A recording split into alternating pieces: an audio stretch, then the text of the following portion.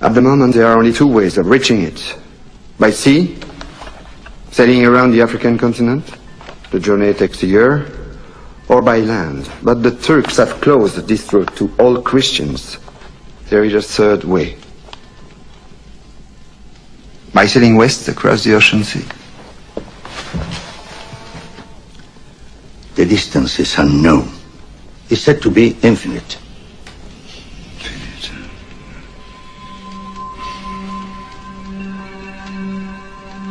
Superstition. I believe the Indies are no more than 750 leagues west of the Canary Islands. How can you be so certain? The calculations of Toscanelli, Marin de Tir, Esdras. Esdras is a Jew. So what's worse? 2 minutes, and already you're a dead man. For telling the truth? Yes. We are burning people for less. They came over here on ships too. Come on. It is assumed that these lost tribes are from the ancient Semitic and Hebrew lands. Casey stated that they remained in America for a relatively short time. Wait a minute, so when it says they remained in America for a relatively short time, meaning that all of them were together at one time. The 10 tribes, when they landed, they were all together. But as time went on, they started to branch out by tribe. Right. And go to different areas of Americas. Come on. These people then moved to the areas around Mexico City, where they imposed a new form of ritual on the pyramid builders already present. See that? Come on. This ritual was the utilization of sacrificial altars. Okay. Over time, the use of altars for sacrifices degraded into human sacrifice. Okay, so when you read Hosea chapter 8, it talks about that the 10 tribes, Ephraim, would build temples. They were building temples in the Americas. Okay? You can stop right there. So it's going to say stuff that there were already mound builders here. No, these are the people that built the mountains. It was them. It was nobody else. They like to throw they like to taint things. You know, as you read, you have to be very careful. That's why it's good to have many resources so you can see who did what. Yeah. Pull out the bones. What makes a lie so dangerous is that 90% of it is the truth. It's that little small the mound builders, right. The mound builders that turns that kind of throw you off. They throw you off. They taint it a little, like you say. They put just a little. That's all they need. That's all they. That's all they need to do. Yeah. Because think about it. If the so-called white man called the Native Americans savages, that means they don't have the intellect to build anything. No.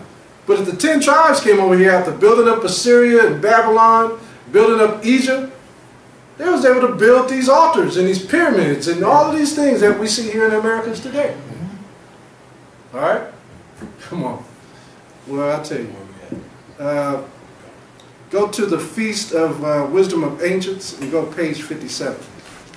So we're going to jump around in these books to show you that this stuff is true. Page 57 in the Feast of Wisdom of the Ancients. Right, sanctuaries in the clouds. Now they built these temples in the clouds. Now listen to what he says here. Read that. Read those two chapters. What page? Page 57. High in the Andes, a mountain. What's the title of it? Sanctuaries in the clouds. Feast and Wisdom of the Ancients, page 57. Come on. Sanctuaries in the clouds.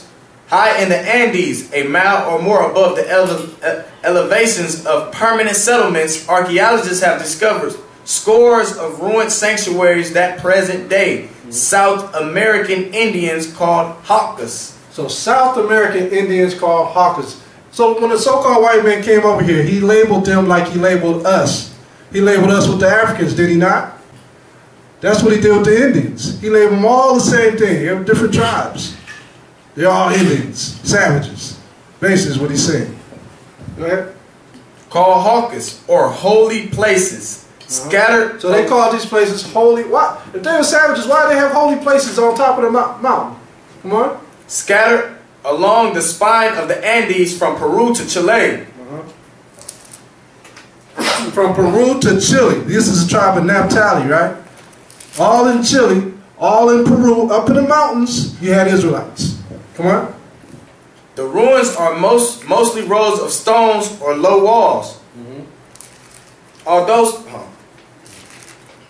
some are more elaborately equipped with altar-like platforms and outdoor shelters. One has been found at elevation of 22,000 feet, nearly 2 miles above the level where airplane pilots must don oxygen masks. See that? Wow. So they had to get the so-called white men saying, look, they need it. I don't know how they did this. They need an oxygen mask to do this. And not on top of just being up there, but to build. But to build on top of it. Now, in the scriptures, when you hear about the Levites, where did the Levites dwell? The Maccabees, for example, where did they dwell? When you read the book of Maccabees, where were they temples? Suburbs.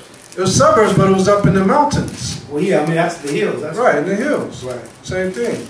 So the prophets, so the priests always had their stuff in the hills. Go ahead.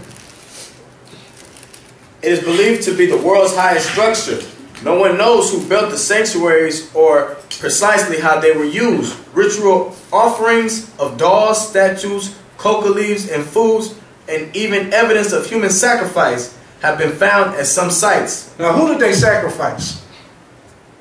They didn't sacrifice each other. Who did they sacrifice? Remember, they was getting more and more wicked as they went. They was doing animals, but then those who were outside of the city fences, like Apocalypto, has some truth to it. They went and started looking for the strangers.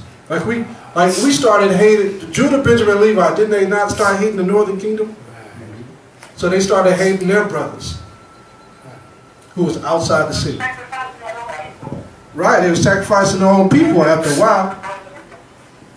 Come, right? Somebody out in the crowd, can you give me Hosea, the book of Hosea, chapter 8? Hosea chapter 8, verse 12, verse 11. I want you brothers to read this. Come on. Altar shall be unto him to sin. Altar shall be unto him sin. Book of Hosea chapter 8, verse 11. Because Ephraim have made many altars to sin. Many altars to sin. But they were counted as a strange thing. After a while, they start forgetting the law. It's just like when brothers go back into the world. They start eating a little pork. You know, oh, that ain't hurt nothing. They eat it again. Eat it again. Before you know it, they're back in the world eating pork, shrimp, crab, doing all the same stuff again. That's what happened here. Okay, keep going out. Verse 13. They sacrifice flesh for the sacrifices of my offerings. And eat it. So it tells you that they were sacrificing flesh in the Bible. For the Most High's offering. They weren't supposed to do that. Go ahead. And eat it, right? They were eating human flesh too. Come on. But the Lord accepteth them not. He accepted them not. Come on. Now will he remember their iniquity and visit their sins. They shall return to Egypt. So we know Egypt is a similitude for bondage. He said they will return to Egypt. Like the class we had last night, what did we say what the ghetto was? Egypt. Ghetto was Egypt. Bondage. So it says they too shall return back to Egypt. Bondage. Okay? Read on. Verse 14. For Israel hath forgotten his maker and buildeth temples. He forgot his maker. He got so happy and fell in love with building temples, he forgot the Most High. That's why you can't fall in love with your houses and all that stuff. You forget the Most High. Come on. And Judah have multiplied fenced cities. But I will send a fire upon his cities, and it shall devour the palaces thereof. So all those temples got burned up by the conquistadors. When you do your studies on all those temples down in South America, North America, Central America, that was the first thing. As beautiful as they were, the conquistadors burned it all up. They took what they wanted out of it. So that prophecy came to pass. Okay? Read some more on that, and then we can leave that. Go ahead. Some researchers see a link with Incan sun worship in the orientation of structures. Now you got Esau coming behind all that destruction, and now he's trying to figure out what happened here. So now he said, oh, they was worshiping the sun because they had the temple way up in the sky. You know what I mean? That's like a detective coming in later and not really knowing what went down. That's what we got here. Come on. It's funny you say detective. They also detect the skilled hand of Incan engineers in the high altitude constructions. But others associate the shattered Hawkas with rituals that predated the Inca. In this view, the difficult climb to such heights, the exhausting labor, and the vanished ceremonies that were once performed there were efforts to gain favor with meteorological gods. Okay, so you can stop there. So I mean, there's many understandings of this by reading the Bible. You can get the understanding of the whole thing. Okay, we're going to go one more time in the Mysteries of the Past, page 120. Mysteries of the Past. Did we bring that book out at all? No. Okay, let's get that. Mysteries of the Past. Who's the author of that? The author of this book is that Time Life magazines and get that? I can't even remember. Yeah, it's the American Heritage book. All right, so this was a company that put it together. Trade distribution, Simon and Schuster. Simon and Schuster are the trade distribution people. All right, so let's go to page 120 in this book. We're almost done. I'm just touching on this so you can see that the so-called Native Americans, I have to include the whole 10 tribes in order for you to get the understanding. Go ahead. Where we at, right here? 120. Yeah, read that. Page 120. Alternatively, the 17th century Dutch theologian Hannes Luminus had argued that the Indians were descended from one or more of the 10 Hebrew tribes exiled by King Salmanassar of Assyria, as explained in 2 Kings 17 verse 6. So he took you somewhere else. In the book of 2 Kings chapter 17, it talks about how the Israelites were moved out of Samaria. That's why they were calling Yahushua a Samaritan, because they likened him to one of the 10 tribes.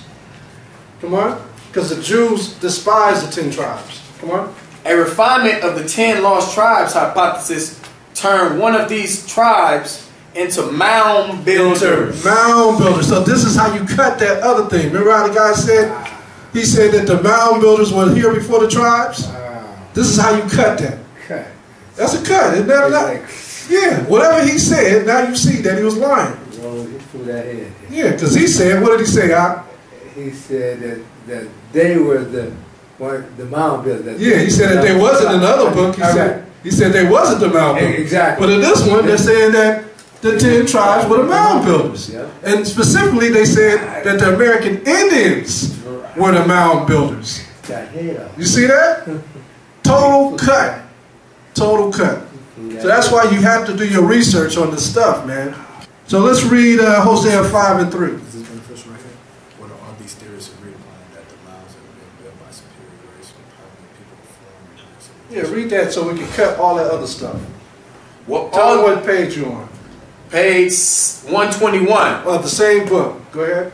What all these theorists agree upon was that the mounds had been built was by a superior race, or more probably a people of foreign and higher civilization who had occupied America long before the North American Indians. So now here you go again, taking that again. So back and forth, right? So first he said, yeah, they're the mound builders. Here comes another theorist. So it's a back and forth fight. So you have to get one to fight the other. You have to constantly do your research on this. Okay? But he said a superior race. It's that, you know, that same white foreign supremacist lie that is used to even say that about the pyramids in Egypt, like some guy came out of some spaceship. They can't believe just that. to give it, just to stop from attributing it to a black person, a dark person. Exactly, being the Hebrews. Yes. Right. Exactly. So I mean, you have to fight power with power. You have to go into the scriptures and you have to look at this. Let's go to Hosea in the Bible, chapter 5, verse 3, because a lot of brothers and sisters say, well, the Indians, if they are the native, if they are the 10 tribes, they came over here to hide. Ain't nobody hiding. Most High knows where everybody is, man. He's the one that did the scattering. He's the one that scattered everybody. Get that? Hosea 5 and 3. Hosea chapter 5 verse 3. I know Ephraim. I know who? I know Ephraim. I know Ephraim. Come on.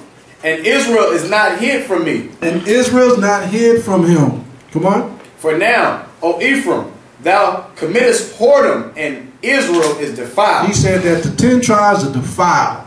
Come on.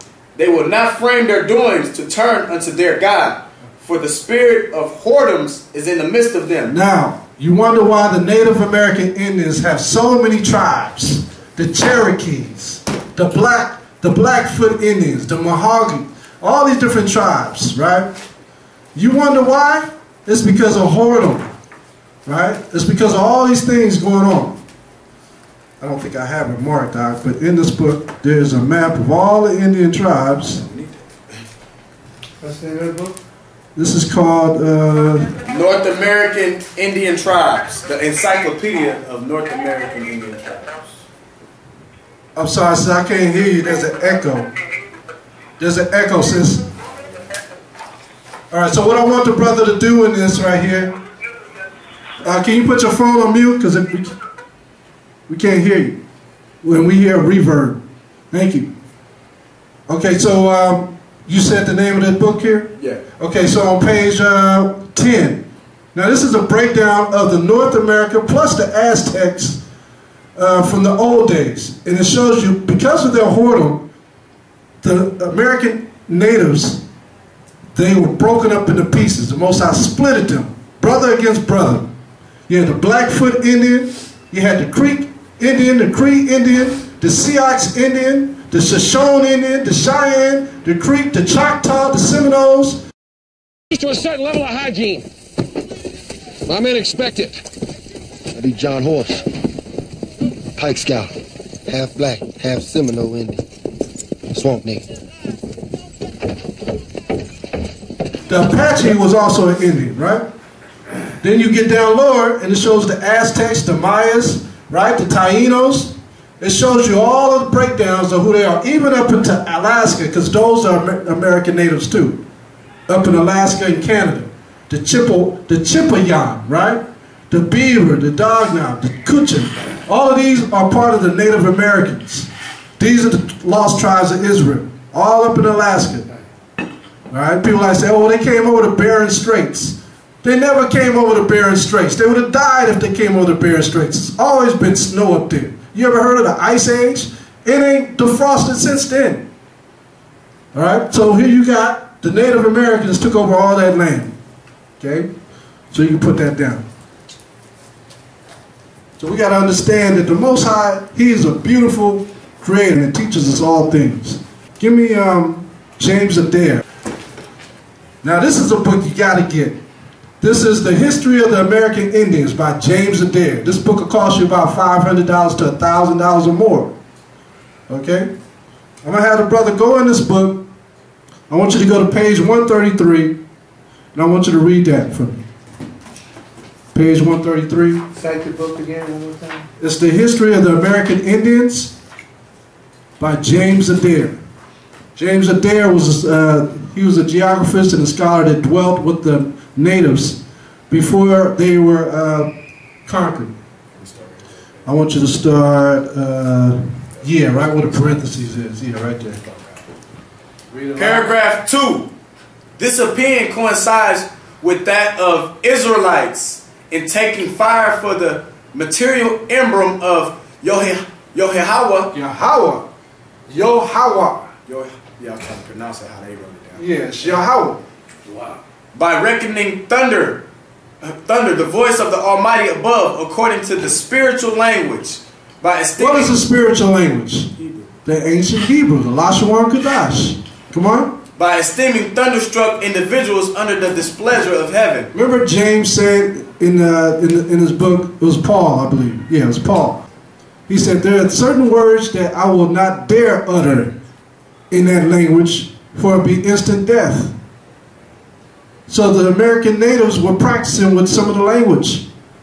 And it was instant death for some of them. Come on. And by observing and enforcing such rules of purity as none of the old pagan nations observed, nor any except the Hebrews. Except the Hebrews, right? So this is the Native American Indians, and they were calling their God Yahweh. So here you have it. In this whole book, you see I got tabs over the whole book. I got everything is lit up, highlighted, because all they talk about is how the Israelites, how the Native Americans act so much like the Israelites. They had to be the Israelites. There is no if, ands, or buts. They had to be the Israelites. So I mean, brothers, y'all need to wake up. All right, let's go to 1 Chronicles 5 and 18.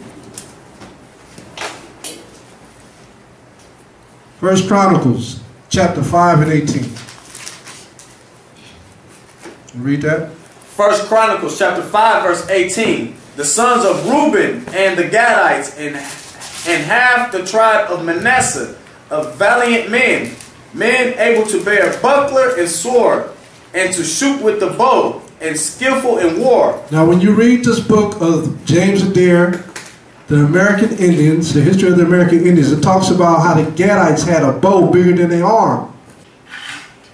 And they lived to a very old age, 150, 160. They lived very old. You can stop right there. I just want to go on that. First paragraph. First paragraph, page 142. The eldest of the priests leads the sacred dance, a head of the innermost row. Okay, go right here. Yeah, sorry. They're singing and dancing. This is the first chapter in the middle of the book. Yeah, first chapter in the middle of the book. Go ahead. They're singing and dancing in 3 circles around their sacred fire appears to have reference to a like religious custom of the Hebrews. And may we not reasonably suppose that they formerly understood the Psalms or divine hymns, or at least those that begin with Hallelujah. Hallelujah. They're saying Hallelujah here in the Americas. Otherwise, how came all the inhabitants of the extensive regions of North and South America? All right, hallelujah. So now what do we got? The troops that came to overcome the Israelites, right? Let's go to James 1 and 1. James 1 and 1.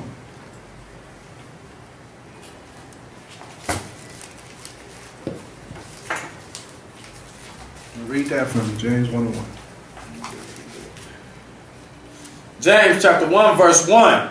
James, a servant of God and of the Lord Jesus Christ, to the 12 tribes which are scattered abroad, greeting. Greetings. So he's telling you that the 12 tribes are scattered abroad. Give me John 10 and 16. Now let's hear what Yahushua said out his mouth.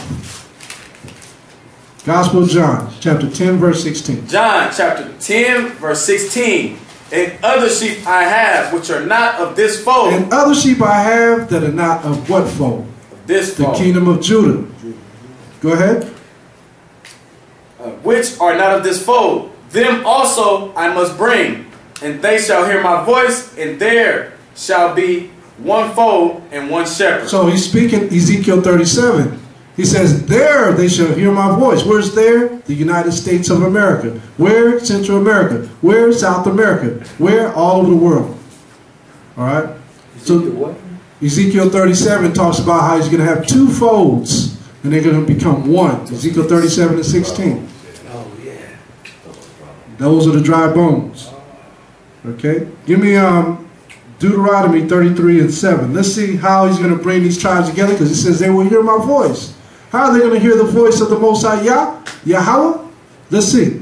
And this is the blessing of Judah. Quote it and read it from the top. Deuteronomy chapter 33 verse 7. And this is the blessing of Judah. And he said, hear the Lord, the voice of Judah, and bring him unto his people. He said, hear the voice of Judah and bring him to his people. So the last slaves to come over here was from where? West Africa. That's when we came over here. We are the voice that the Most High brought over here in the last days to fulfill the prophecy. We are that voice. And this is what happened. So the next book I'm going to bring out is called Black Indians. Many of you brothers have heard of this book. Black Indians. As you can see, you got a picture of a Gadite on the front, right? With 2 ponytails, and you got a Negro on the front. They were running partners. I'm going to have the brother, Thara'ah. I'm going to have him read. Right here. I want you to read this whole, read that whole page for them. Chapter 3. The title? Black Indians. And the title of chapter 3? Between the races, we cannot dig too deep a gulf. Okay. Page 33. Just like Deuteronomy 30. In 1522, Europeans in the Americas first learned that slavery did not easily lead to enormous wealth. On Christmas Day, African and Indian slaves on a plantation owned by Diego Columbus rose and murdered their masters and overseers. On what day?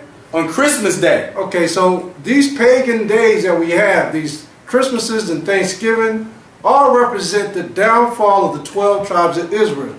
So when you're celebrating these feast days of the pagan entities, just to make it real clean and frank and not get all into that Illuminati stuff, when you go further back, all these days come from the downfall of the Israelites. When you read Revelation chapter 11, it says that they will make merry and be happy that the tribes are what? Sleep. Done. Finished. This is talking about the holidays here. So when we get back on top, we start keeping the Most High's feast days, it's going to be in reverse. We're mourning right now during these days. But the rest of the world are celebrating because we're down. Right? Easter, Christmas, Halloween, Thanksgiving. It's the downfall of the Israelites. Come on. Nearby, Native Americans joined the rebels. The beautiful island of Hispaniola shook with the first recorded... Hispaniola, that's Haiti, that's all these islands out here. The West Indies, okay? And parts of the east coast of America. Come on. Shook with the first recorded slave rebellion in the New World. The conspiracy had spread across the sprawling sugar plantation in the weeks before Christmas. Before Christmas, they were already getting it together, what they was going to do on this pagan holiday. See, our brothers and sisters, they done forgot all this stuff. They too busy celebrating. This is what our forefathers, they was getting ready to hack some heads off. That was before Nat Turner? Before Nat Turner. 1522. Yeah, before Nat Turner. All right, go ahead. Patiently, the plotters waited until Christmas Day when the planters and their families would be bloated with food, soaked with liquor, and too weak or sleepy to offer much resistance. Then they struck, plunging into the night to kill whites and find freedom. See that? This is not us speaking. This is this book. This book right here. Y'all think that we speaking this. 1522. We're just reading it. You see that book? We're just reading this book. You get it after class. Go ahead. For 2 days, they met little opposition, but on the third, Spanish troops caught up with the rebels in an open field. An open fire. The fugitives broke for the woods. The Europeans were unfamiliar with the treacherous terrain near the city of Santo Domingo. Santo Domingo, come on. Few were willing to pursue their most dangerous slaves into the areas suited to guerrilla warfare. Governor Diego Columbus, his Spanish troops, and advisors decided on a new strategy. The governor hired Native Americans for the dangerous task of tracking the fugitives. A hunt began. The exact outcome is unclear. Okay, so there were always the sellouts. Okay? There were always the sellouts who were able to track down. See, the so-called white man couldn't track down the Native American Indians. He had to get Native American Indians or Judah, who were the Buffalo Soldiers, to track down Apaches and Cherokees and so forth. I don't understand you. I don't understand who you are. I'm a first sergeant in the United States Army. Army bears you no love. None of you, they endure you. They'll endure you till they've wiped all the tribes from the slate with our blood.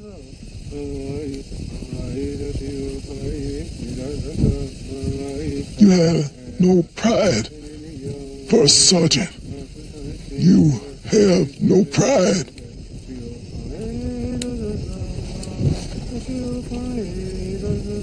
He had to get Native American Indians or Judah, who were the Buffalo Soldiers, to track down Apaches and Cherokees and so forth, because they were able to take the terrain.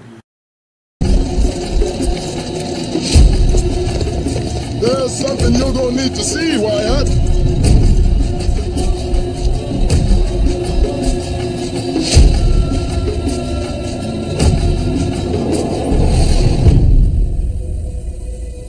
The Rangers.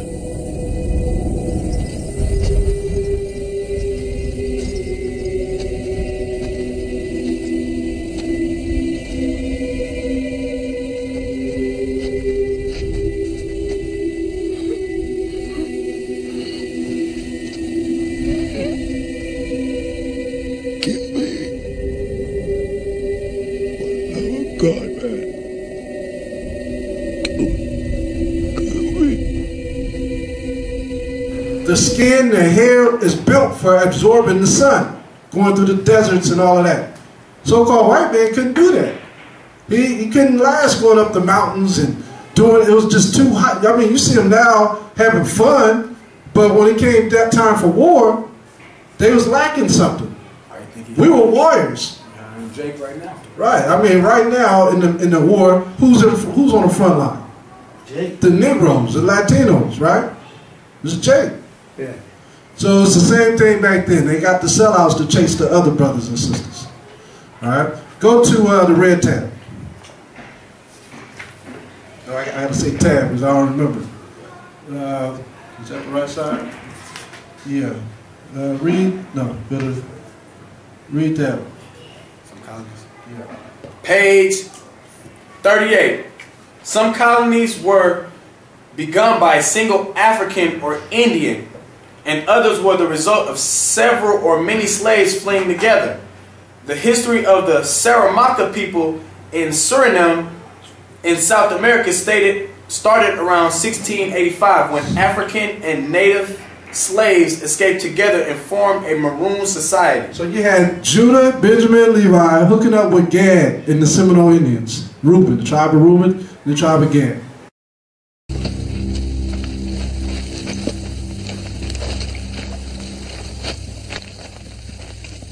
I want to speak to Victorio, the war chief. Victorio. Nantan Victorio Bishat Z. Victoria, Kosise. This is Victorio, Sergeant.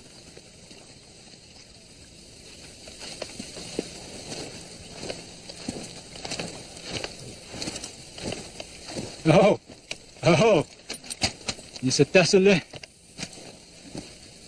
Victorio, the man, not the myth.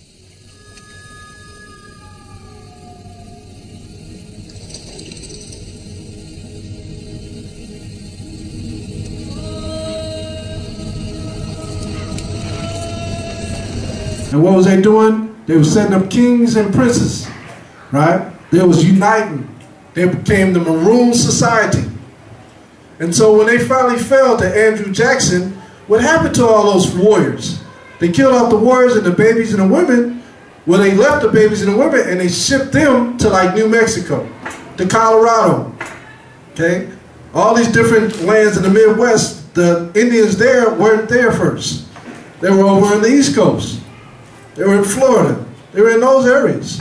And then they were moved. They were moved because they didn't understand the terrain. Okay? How we doing? Yeah. All right? So, that's enough on that. All right? And you got the gullies from that. There's many books on that alone that is pretty hard to find, but all you need is a name to find it. I got a lot of books. I'll tell you what. Let's go to Feats. Actually, let's go to the book of slavery, the big black book. And let's go to page 5. There's 2 books in this book. When you read this book, there's 2 books. So that's why it costs so much. So flip to the middle of the book and find Slavery 2. There's Slavery 1 and then there's Slavery 2. And it's going to be page 5. What page is that? That's 25, so go back. 15. Yeah, find it right here. All right, go to page 5 from there. We're going to read page 5 in the second book of Slavery. Cite the book name again? The book name is Slavery. Slavery, A World History. Meltzer. By Milton Meltzer. Milton Meltzer is the author. Updated edition. Updated edition. Yeah. Okay. Paragraph 3 on page 5. The first contact between the two worlds proved catastrophic for one of them. The Spanish conquest of the Caribbean that began with Columbus's voyage in 1492 literally destroyed the Indian culture and wiped out the whole population by murder, slavery, and disease. But they didn't follow the curses, huh? Murder, slavery, and disease sound like Deuteronomy chapter 28 to me. Verse 64 and 65. Come on. The relationship between the two cultures did not begin this way. However, everywhere Columbus and the first Europeans moved in the New World, they received hospitality from the Indians. So the Indians were very humble people towards anybody that showed up, including the so-called white men. Come on. Who had never before seen white men. Columbus wrote that the Arawaks of the greater Antilles showed as much lovingness as though they would give their hearts. On the Bahama Island, he called... They let the thief and the wolf right into their house. Come on. On the Bahama Island, he called... On the Bahama Islands now. We're in the West Indies with Benjamin. Come on. He called San Salvador. He found the people extraordinarily timid. But once their fear has left them, they give proof of an innocence and a generosity that can scarcely be believed. No matter what is asked of them, they will never refuse it and show themselves contented with any gift offered them. They are people of noble bearing. Hardly had Columbus finished sighing over such a wondrous people when he was riding back to Spain. From here, quote, in the name of the blessed Trinity, we can send all the slaves that can be sold. So they were selling our brothers who are over here. Where? In Spain. So the Indians, the Tainos were sold again. They were sold just like we were sold. Come on. 4,000 at the lowest figure will bring 20 cantos, 20,000 escudos. In his journal, Columbus noted that the Indians are fit to be ordered about and made to work. They're made to work. He was going to make us work as slaves. You can stop right there. Go to page 9. Page 9 and go to the second paragraph. All right, go ahead. Page 9, the second paragraph. That's page 6. The Indians who offered welcome could not understand such bloodlust. One Indian, about to be buried alive, was offered baptism by a monk who tried to tell him of the glories of the Christian heaven. You hear that? So they buried this man to make him become a Christian. And while they put him in the ground up to his hands in dirt, they said, you have a chance. Free your life. Come on. The Indian replied that if that was where Spaniards went, he would rather go to hell. So he's telling them, look, take your heaven and take it with you and go to hell. So, I mean, our brothers over here knew who they were. They didn't want to serve this devil. Yeah, well, I was saying, and they knew they didn't want to be with them. The Caucasians. Right. So why you think the Most High tells you in the book of Obadiah that he has to burn Esau down to stubble? Give me that, Obadiah 1:18. Nobody will deal with Esau did. People like to say, well, Esau gonna be in the kingdom too. Yeah, he's gonna be serving his judgment. It's like we had this. What did he do when he brought us to Americas? What did he do, Anash? We talked about this. Who? Esau? Esau. Took our identity? He brought us over here, had us build up this place. Right. After we built up this place, what did he want to do with us? Destroy us. So we think we're going to do with Esau. Same thing. He's going to live. He's going to have to build first. And when he build, when we don't need him no more, what's going to happen? They're going to become stubborn. Obadiah. Obadiah, chapter 1, verse 18. And the house of Jacob shall be a fire, and the house of Joseph a flame, and the house of Esau for stubble. For what? For stubble. Y'all know what stubble is? Y'all ever seen a barbecue with charcoal? Yeah. You ever see the charcoal after you cook the meat? Stubble.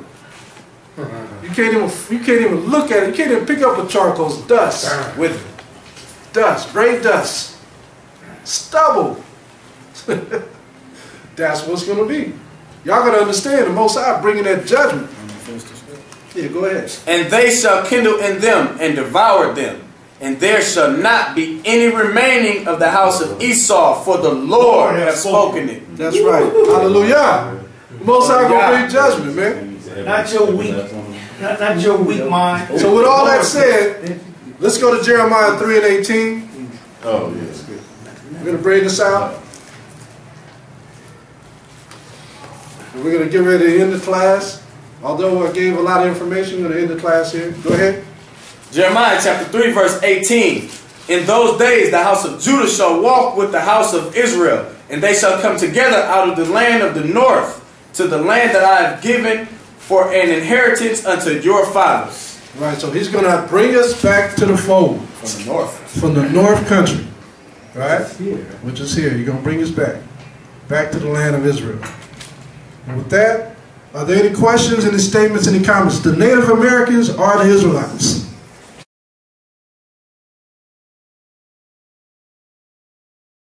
This is the word of the Lord of hosts. I took you from the pastures and from following the sheep to be prince over my people Israel. I have been with you wherever you have gone and have destroyed all the enemies in your path. I will make you a great name among the great ones of the earth. I will assign a place for my people in Israel. There I will plant them, and they shall dwell in their own land.